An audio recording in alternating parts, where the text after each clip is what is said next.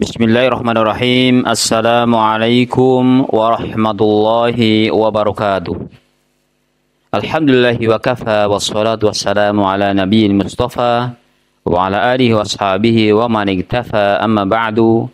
Kaum muslimin wal muslimat Jamaah Masjid Imam Syafi'i Desa Tambak Mulyo, Kecamatan Puring, Kabupaten Kebumen, dan juga para pendengar dimanapun Anda berada, rahimani wa rahimakumullah ajma'in. Insyaallah kita akan melanjutkan pembahasan kita Bulughul Maram, masih masuk bab syarat-syarat salat. Yang beliau bawakan hadis ini ya Ibnu Hajar Al-Asqalani rahimahullah rahmatan wasi'atan. Beliau bawakan hadis dalam bab syarat-syarat salat, hadis yang ke-178, di mana Nabi SAW pernah sholat menggendong Umamah binti Zainab. Bagaimana sah apa tidak sholatnya? Sholatnya sah. Ketika sholat kau menggendong anaknya. Dan ini sebagaimana dilakukan oleh Nabi SAW. Dalilnya mana? Dari Abu Qatadah radhiyallahu an, beliau berkata, "Kana Rasulullah sallallahu alaihi wasallam yusalli wa huwa hamilun Umamah binta Zainab." Rasulullah sallallahu alaihi wasallam pernah sholat sambil menggendong Umamah binti Zainab. Jadi sholat sambil menggendong. Siapa yang digendong? Umamah binti Zainab. Kemudian bagaimana caranya? Faidha sajada wada'aha. Apabila beliau bersujud, beliau meletakkannya. Berarti gerak, meletakkan seperlunya. Wa idza qama hamalha, dan apabila beliau bangun sendiri, wa idza qama hamalha, beliau menggendongnya kembali. Hadis sahih muttafaqun alaih. Kemudian dalam riwayat Muslim dikatakan wa huwa ya ummun nas fil masjid. Dan saat itu beliau mengimami orang-orang di masjid, berarti banyak yang mendiam, banyak yang memperhatikan. Nah, yang tadi yang lafaz yang pertama adalah diriwayatkan oleh Imam Bukhari dan Muslim.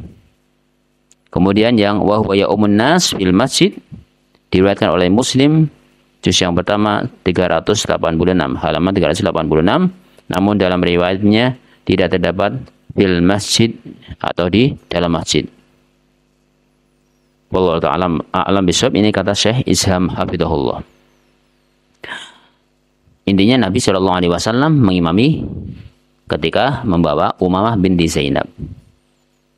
Kemudian berikutnya adalah hadis yang ke-179 tentang perintah untuk membunuh dua binatang hitam. Sekalipun di saat sholat, suruh bunuh dua binatang hitam. Sekalipun di saat sholat, suruh bunuh. Apa yang kira-kira binatang dua? Binatang hitam yang dua itu ular dan kalajengking. Saat sholat kok sampai dibunuh, berarti gerak apa tidak? Gerak. Berarti gerakan yang tidak menjadikan batalnya sholat. Ketika gerak tersebut untuk membunuh ular atau kalajengking. Hadisnya adalah dari Abu Hurairah radhiyallahu an. Beliau berkata, Rasulullah sallallahu alaihi wasallam bersabda, "Uqtulul aswadaini fis shalah, al-hayyata wal aqraba." Bunuhlah dua binatang hitam sekalipun di saat sholat. Di saat sholat suruh bunuh ketika ada binatang yang hitam ini. Maksudnya apa?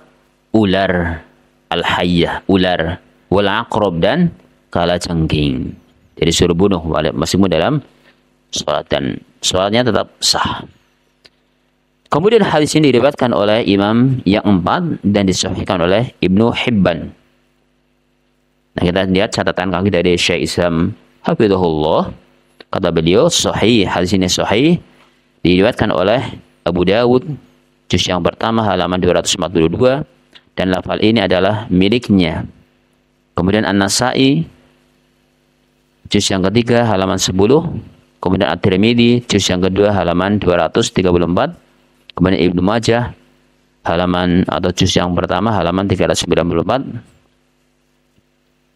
Kemudian Ibnu Hibban juz yang ke-6 halaman 116 serta disahihkan oleh Syekh kami Syekh Albani rahimahullah dalam Sahih Sunan Abi Dawud juz yang pertama halaman 173.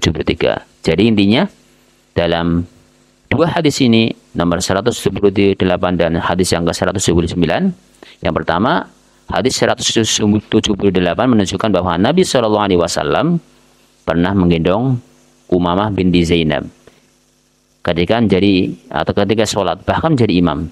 Ini menunjukkan bolehnya seseorang ketika sholat menggendong anaknya. Kemudian juga di sini hadis berikutnya, hadis yang ke-179 adalah perintah untuk membunuh dua binatang yang hitam. Dua binatang hitam, maksudnya siapa? Maksudnya apa maksudnya? Hewan apa maksudnya? Adalah apa tadi? Ular dan kala jengking. Wallahu ta'ala a'lam bishawab. Itu termasuk hewan yang mau dibunuh di dalam salat maupun di luar salat.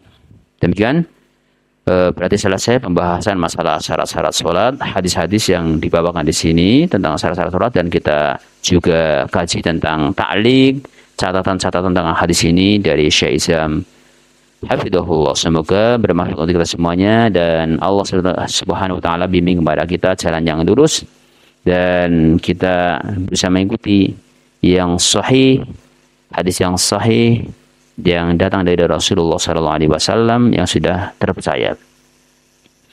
Kita tutup dengan doa kafaratul majlis. Subhanakallah wa bihamdika asyhadu an la ilaha illa anta astaghfiruka wa atubu ilaik. Assalamualaikum warahmatullahi wabarakatuh.